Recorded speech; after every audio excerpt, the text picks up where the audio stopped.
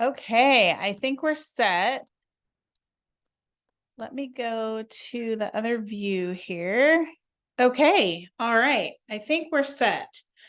So I wanted to welcome all of you, first of all, to this class about cooking on the wood stove. I'm glad that you're here. I'm excited to have you. This has been a fun one to put together.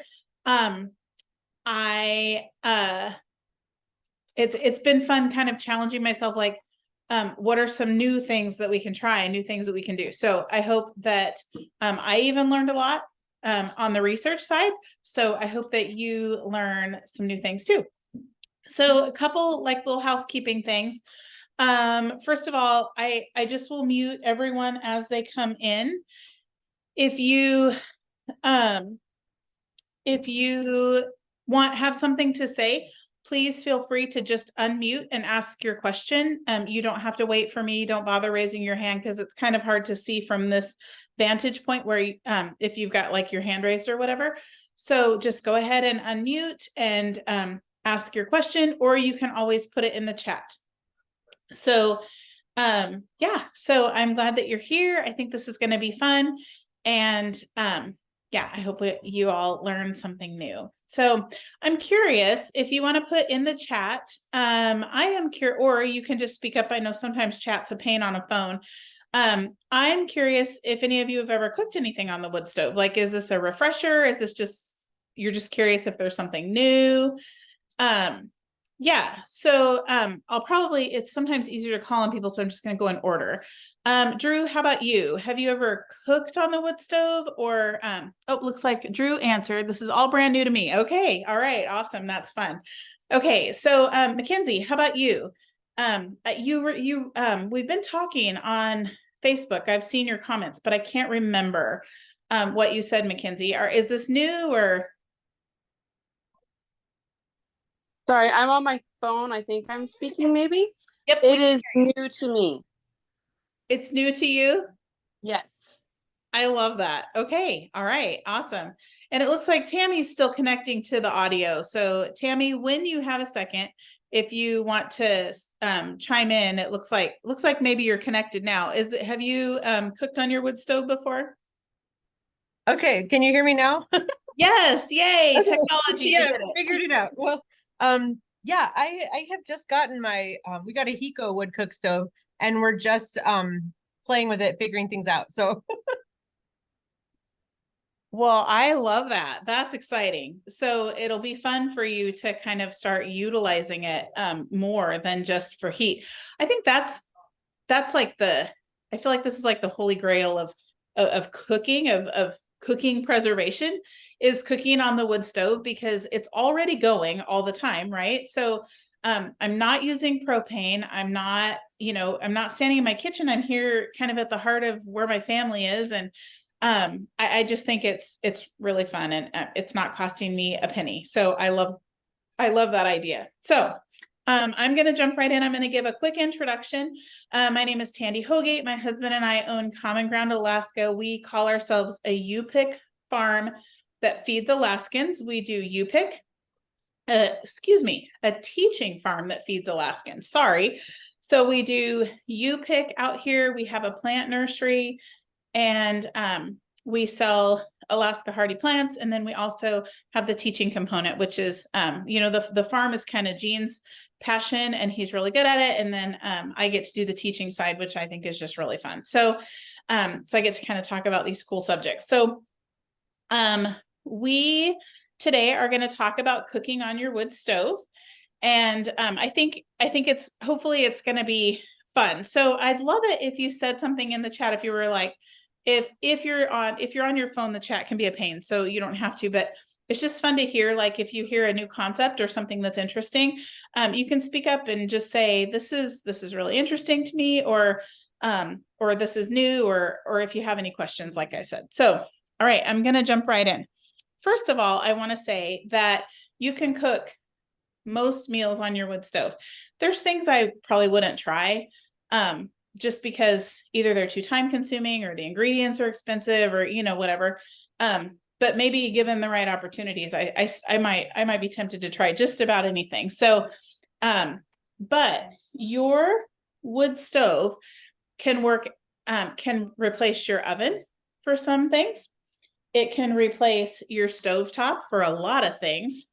And it can also replace your microwave, which I think is, the microwave piece is really exciting for me because I'm a little crunchy and I really don't like using our microwave for much at all. So I love being able to use this wood stove for all sorts of things to microwave. So I'm going to actually start there. So the things that I use my microwave for would be things like melting butter or warming cream cheese, maybe for frosting or something. I use my microwave to heat up a cup of coffee. I don't drink coffee, but for my husband.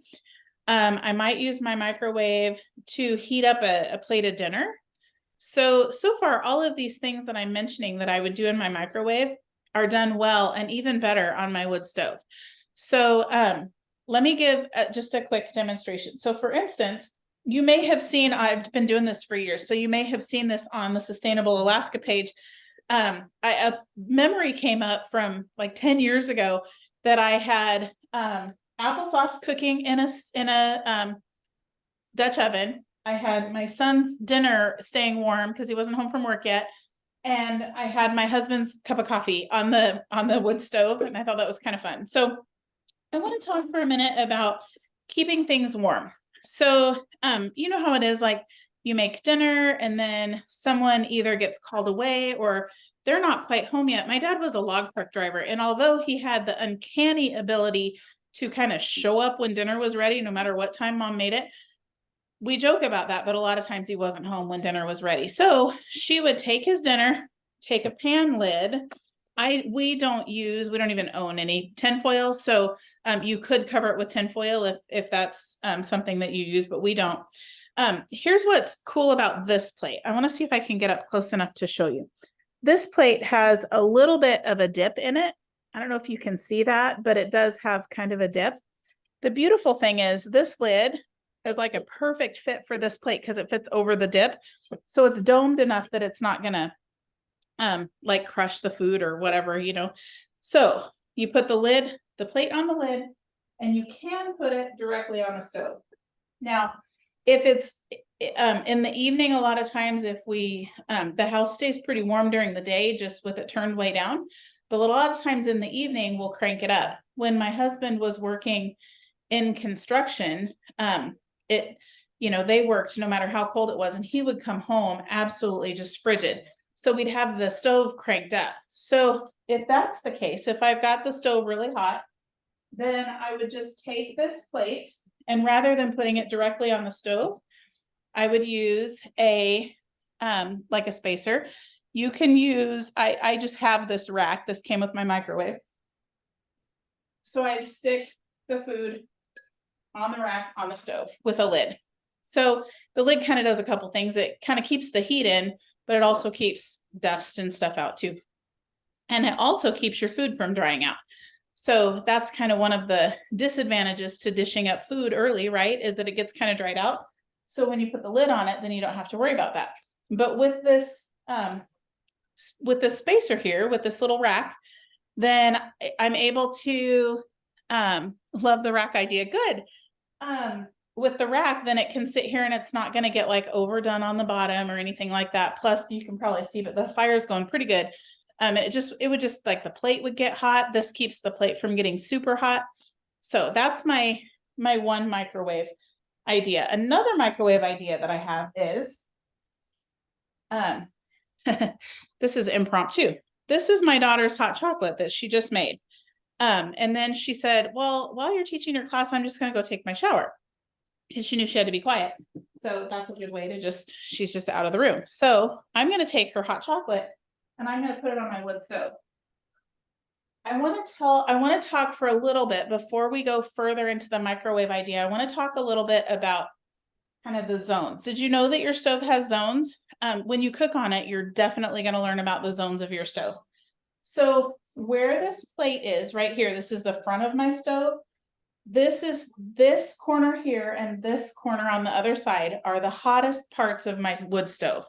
Those are where I'm going to put things that need to be cooked hotter, that need to be cooked at a higher temperature, or that maybe I need to warm up quick because it's not a microwave, right? So you do what you can to speed things up if you need to be quick. In the back, where I put her cup, that's actually a much cooler zone. Well, her cup of hot cocoa, it's still pretty warm. So she doesn't want it piping hot. She's 12. She doesn't like drink super, super hot cups of cocoa. So I put it in the back there. So it's going to keep it much cooler. Oftentimes it disappeared. I think when I set this stuff out, I think I forgot, and my husband had to make coffee. So we use an AeroPress for our coffee. So we just make coffee with hot water. So we'll keep the teapot, which I no longer have here. We just keep that on the back of the wood stove, usually in the winter, and our water stays hot in the teapot. One little side note about teapots, I'm just learning about lead, and a lot of the older teapots have lead in them. So I haven't had ours tested. I don't know. I don't know that I'll have it tested, but you might just want to be careful if you're drinking a lot of water out of a teapot. Just make sure that it isn't leaching a bunch of lead into your system. So I talked about the zones. There's a warm zone and there's a hot zone and a warm zone. So that's important to know on your stove, and your stove may be completely different than ours.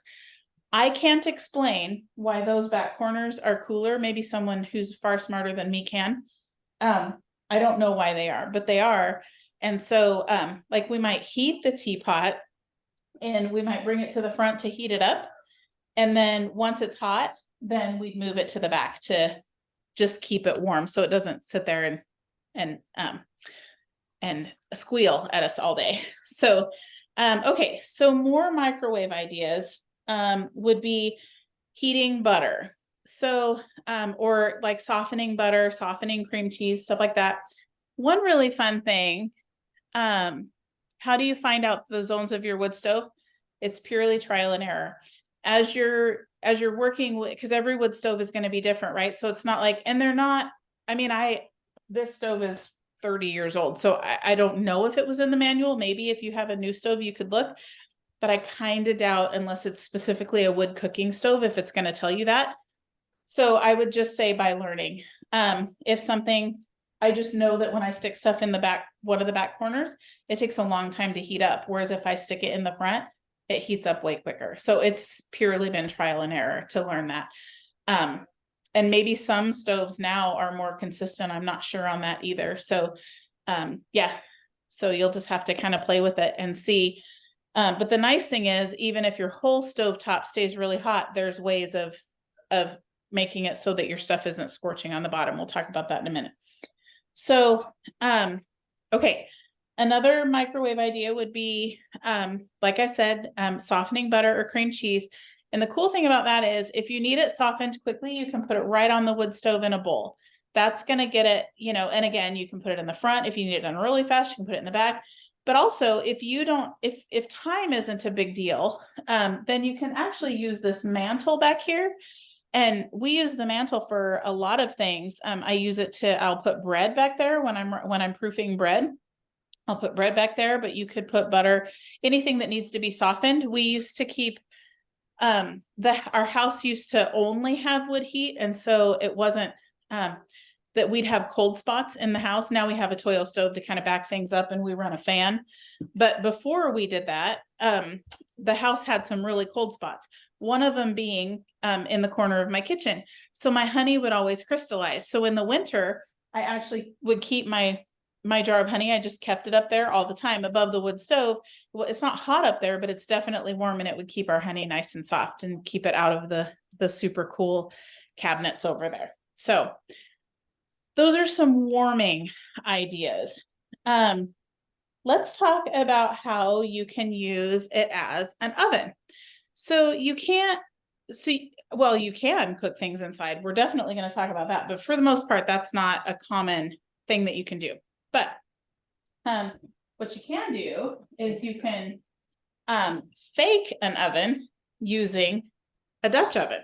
So you can take a roast, or roast is probably the best example, or you could take a chicken And what you're going to do is you're going to heat this Dutch oven up. So you're going to put it on the stove all by itself. You'd only do this with cast iron, obviously. And this is cast iron, or you could use even a cast iron pan with a lid. It's going to give you the exact same results.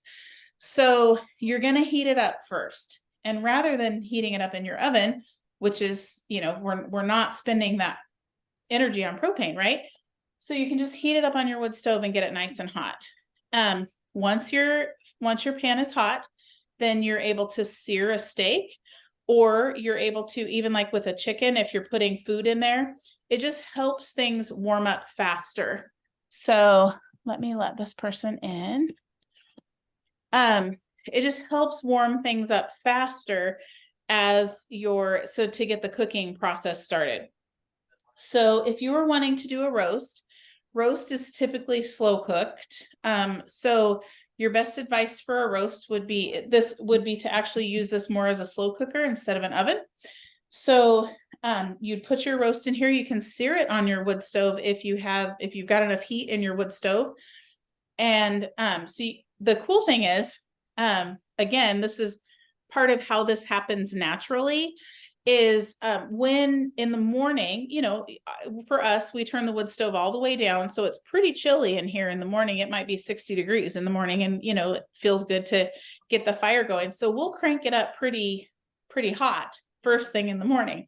So the fun thing is, if you take your Dutch oven and put it on the stove right then, you're going to get it piping hot. You're going to be able to sear a roast, throw in some potatoes, a little bit of broth on the bottom if you want to. I don't usually put broth in with my roast because it usually has enough juice in it. And then you can cook it on your wood stove. But let me tell you a couple of tricks with that. So the first thing that you're going to do is you're going to need to know, kind of have a plan, what's the wood stove going to be doing. If it's 30 below outside, then your wood stove's probably going to be going pretty hot all day. If that happens, then this could overcook, because it's like having your oven temperature from 350 to 450, right? That's not going to work. So what I use are canning jar rings. Pretty simple. I mean, I can use that thing there too, but if you don't have a rack, then you can just use canning jar rings. You can put them down on your stove. You're going to want to get it searing. You're going to want to get it hot. Get it going, and then you can take this, put it right on your stove, and it's held up, it's spaced a little bit, so you're not having to watch it too often, and you're going to know that it's not burning that roast on the bottom, right? Mm-hmm. So you're going to do the same thing if you're doing like a roast chicken. You can take like chicken thighs and potatoes and stuff and make like almost like roast chicken, only with pieces. You can put them in there. They're going to cook a little faster. You can cook biscuits on your wood stove. Again, that's one of those things where it's better in the morning, because you want to do it when your stove is cranking really good. So what you would do with biscuits is you'd take a cast iron skillet and you're going to set it on your stove and going to get it nice and warm. Typically it'll have a lid on it, so you get it nice and warm. You make your biscuit dough. And then I like to put, because we love butter and everything's better with butter, I'll put a little butter in the bottom of my pan. So the biscuits are kind of buttery on the bottom. And then put your biscuits in here, and then they'll cook well. They should cook pretty evenly because you've got a lid on the top, so it's working like an oven. If your oven, remember, biscuits cook at a pretty high heat, so you should be okay. Sometimes, and this is kind of a trial and error thing, these aren't normal, cook at 350 type recipes. So if it seems like your biscuits are getting a little too done on the bottom, you can either flip them partway through, or you can raise your pan with some canning jar lids or with a rack or whatever you happen to have. So another thing that you can do, this isn't oven based, but one of the things that I think is so cool about this is think about your common breakfast foods that you cook. It would be like a breakfast hash with like some potatoes and eggs and stuff like that. Or you might fry bacon, or you might be making pancakes, or like I said, biscuits. Well, those all cook best on a high heat on your stovetop, right? So And again, you're getting your stove going really hot first thing in the morning. So while your stove is at its absolute hottest is when you can cook those breakfast foods, and it's going to turn out really well. I will say that you can make bacon 1,000 different ways, but bacon cooked on a wood stove, I don't know why, but it tastes so much better. You won't even believe it. I have no idea why that's the case. I know this because when I was growing up, my granny had a wood cook stove, which is a little different. But it's still the same concept. And I would wake up on Saturday mornings when I'd stay the night with her, I'd wake up to the smell of bacon frying on her wood cook stove. And so now that's one of my favorite things, especially if it's our own homegrown, home processed bacon. You can't beat it. So that's a good like Saturday morning tradition, right? So while your stove is cranking hot, you can make pancakes, perfect pancakes. You can get, this isn't one, but I'm going to hold it up. You can get a cast iron waffle maker that you can put on your wood stove and you can make waffles. Like I said, biscuits, you can fry eggs, you can do all those things. The one thing is you're probably going to get pretty warm because your stove's running pretty hot, but I mean, still, you can't beat wood heat anyway, right? So anyway, so those are some breakfast ideas. I will say you want to cover your bacon because it'll splatter all over the top of your stove, and that gets kind of messy. So make sure that you cover it or have a splatter guard or something. So, but I love that first thing in the morning when you've got your stove cranked up anyway, because your house is cold, is when you cook those things.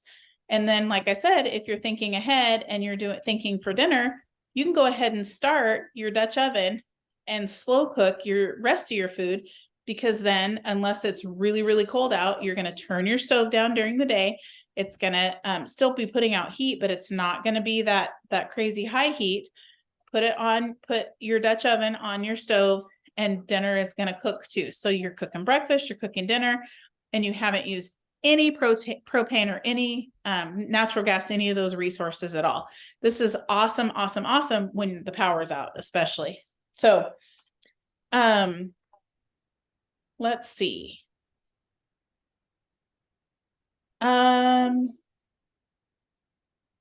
I just made this last night. We drink a lot of bone broth, or I drink a lot of bone broth. And so I make bone broth from in my freezer. I'll just keep, because I buy organic onions, I buy Pam's carrots, right? So I keep all my carrot tops, all my onion skins, all my garlic skins, the peel from ginger. I throw all that stuff in a plastic bag along with every bone from every piece of meat we eat. We eat almost 100% local meat, so I know it's good stuff. So every single bone, every chicken carcass, every even just like leg bones, if we have ribs, all the rib bones, every bone goes in that bag. Once that bag is full, then it's about right for a pan of broth. So what I did last night, this pan actually has some in it, is I just threw all of the contents of that bag in here in this pot. And then I drizzled some vinegar over it and kind of pulled the bones to the top, because the bones are what you need the vinegar for, so it pulls out the minerals and stuff out of the bones. And then let it sit for a little bit. And then I sprinkled it with a pretty good dose of salt and covered it with water and put it on the wood stove. So this morning when I woke up, my house smelled amazing because I had this bone broth that had been cooking all night long. It was low and slow on the wood stove. And because of course the wood stove was turned way down.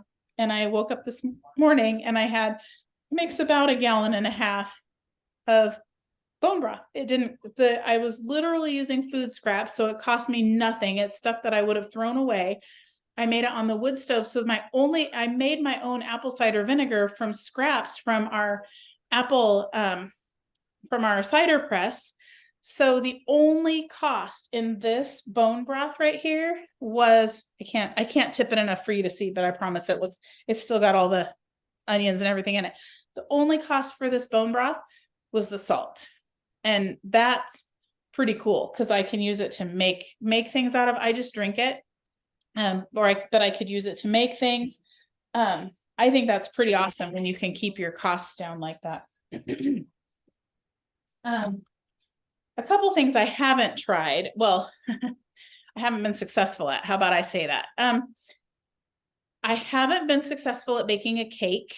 I've not been successful at making pie, like an actual pie, but you can do little hand pies as long as you can flip them. Because you kind of want that. The thing about a pie is that it kind of needs that top crust too. So again, I'll use a little more butter and make like a hand pie. It's not deep fried by any means, but it's butter fried on both sides. Is that, how can you go wrong there? So you can do that. You can obviously soups and stews and chilies. You can even make, we have a dish called Burmese chicken that we eat that's kind of it's like a curry chicken. You can make stuff like that on your stove. You can make pulled pork on your stove. I've made sourdough bread, but I haven't perfected it yet. I think what I'm going to need to do is find a way to introduce some steam to get that top to cook properly. It was fine. It just wasn't, it had to get a little bit more done on the bottom in order for the top to be done. And another thing to do if you're wanting to try sourdough is definitely make sure that I'm assuming you would do it in your Dutch oven. Definitely heat that Dutch oven and plan to make your sourdough first thing in the morning when your stove is cranking hot, because that's when you need that Dutch oven to be heated up. So when you can just put your, after it's been all scored and everything, you can put your sourdough, it'll be on parchment, and just put it down in there and close it. And you should be able to create a pretty good environment for it. Even a couple ice cubes would create the steam. I'm sure, I don't know. You can do shepherd's pie on your wood stove. Again, it's the same thing. You're just going to put it probably in a Dutch oven, or you could do a cast iron with a lid. We've made salmon patties on here, and you can do French fries. You can do baked apples. They need to go, when you cut a baked apple in half, you'd season it. Normally, I feel like when they're cooked in the oven, they go up. You'd need to put them baked side down. So again, the answer is always butter, right? If you have a little extra butter in the bottom, then whatever seeps out of those apples, then when you flip them over, you can scoop that back on there. So you're not going to lose all the good, all that good juice and seasonings from your apples. You can even do grilled cheese sandwiches, stuff like that on your wood stove. So there you can see, and again, it's just a matter of getting your cast iron nice and hot, just like you would do on your stove with the fire under, only you're getting it nice and hot on here first. If you're in a hurry, you can always heat these pans with your regular stove and then bring them over. Kind of defeats the purpose, but if you're just getting started and want to kind of get an idea of what to do, then that's totally acceptable. There's no rules here. So, something else that I thought is kind of fun is, you can also make oatmeal. Sorry, I forgot to mention that you can do oatmeal on the stove. And applesauce. I almost always cook my applesauce that I can on the wood stove. The only time I wouldn't is if it's not cold enough, which doesn't usually happen up here. So it's, my applesauce is almost always cooked on the wood stove, and then I can it. I don't can on the wood stove. It's just not consistently hot enough. It would have to be cranking pretty good to get the hot water bath, and you could never be consistent with a pressure canner on a wood stove. So I don't recommend canning on a wood stove at all. I wanted to talk for a second also about holiday baking on your wood stove. I don't know about you, but I just have just a normal everyday range. It's what, 30-inch? Is that what they are, normal? So I actually have 5 burners. I have like a long skinny one in the middle, but if I use that, then it pushes everything out of the way. So I basically have 4 burners and an oven. And when I'm baking for the holiday or making food for the holidays, a lot of times you've got your potatoes going, you've got your green beans going, say you've got a green bean casserole and a turkey, and trying to think of what else gets baked. I don't even know, but your stove is too full, right? So you can actually use your wood stove as you can either use it for cooking on, or you can use it as a warmer. And I think this is super smart. So if your turkey is done, you can take your turkey, if it's in something that can go on your wood stove, stick it on your wood stove. You can stick it on some jar lids if you need to, but then it's going to stay nice and hot. We do it's not really a recipe. We cook our ham different than most. I think it's a Southern thing, but we boil our ham. It's the only way any of us eat it. And basically you can't take those spiral sliced hams. You have to take the whole ham and you boil it. You literally boil it. It gives it a completely different texture. It's so much better. I've never made boiled ham for someone who hasn't said, this is the best ham. So I highly recommend you try it. You could totally boil a ham on your wood stove without ever using your regular stove. We also make, because again, not me, but my ancestry is Southern. So we make creamed peas. Creamed peas can totally be done on the stove. Mashed potatoes can be done on your stove. Gravy can. You could do your stuffing if you don't put your stuffing inside your turkey. You could do biscuits. Again, I don't know if you could do rolls. You could try it. You can heat spiced cider if you like to have spiced cider. When my big kids were younger, when we did a lot of stuff with their youth group, and I always had a big pot like this on the stove when we'd go ice skating at the little pond back here. I'd always have this full of hot chocolate, homemade hot chocolate back on the wood stove, and that was super popular. So it almost feels like there's no end to what you can do.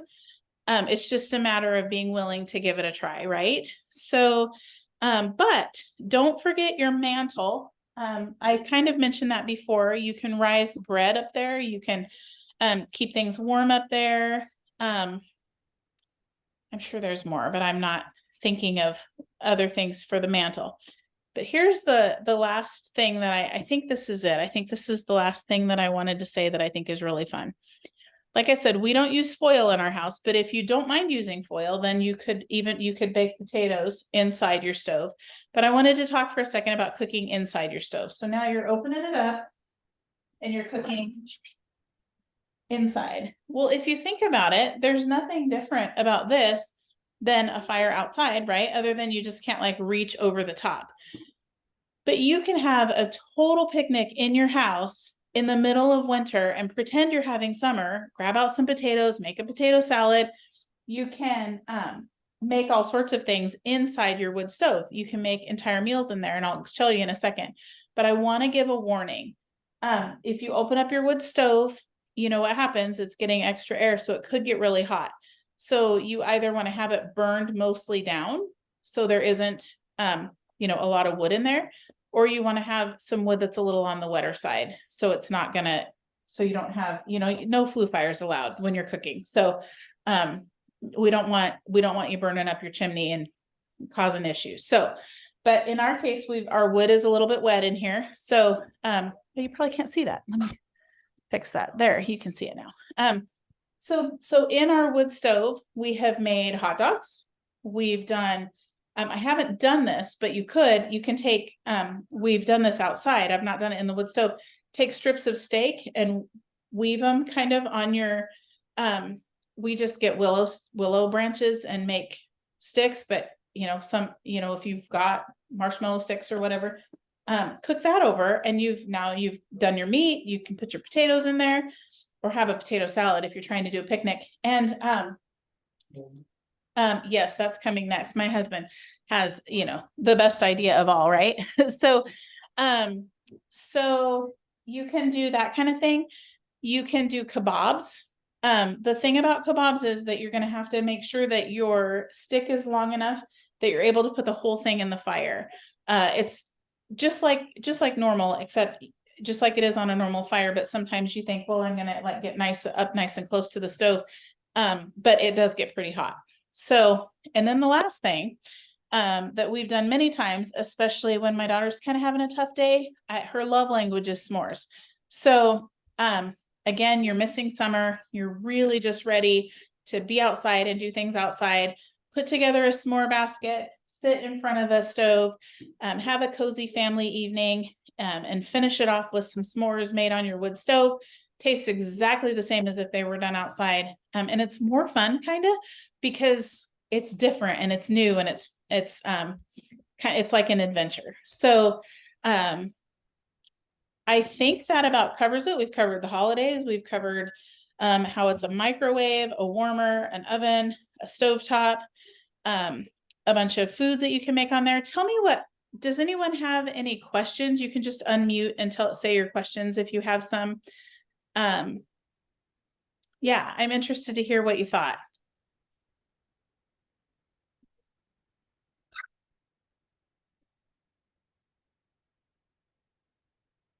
Okay, so if we don't have any questions, then that's it. That's your whole entire cooking on the wood stove class. I hope it was helpful. I hope it was educational for you.